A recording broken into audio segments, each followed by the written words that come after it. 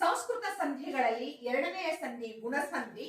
ಅಕಾರಗಳ ಮುಂದೆ ಈ ಕಾರಗಳು ಪರವಾದರೆ ಅವೆರಡರ ಸ್ಥಾನದಲ್ಲಿ ಏಕಾರವು, ಅಕಾರಗಳ ಮುಂದೆ ಉಕಾರಗಳು ಪರವಾದರೆ ಅವೆರಡರ ಸ್ಥಾನದಲ್ಲಿ ಓಕಾರವು, ಅಕಾರಗಳ ಮುಂದೆ ಋಕಾರವು ಪರವಾದರೆ ಅವೆರಡರ ಸ್ಥಾನದಲ್ಲಿ ಆದೇಶವಾಗಿ ಬರುವುದಕ್ಕೆ ಗುಣಸಂಧಿ ಎನ್ನುವರು.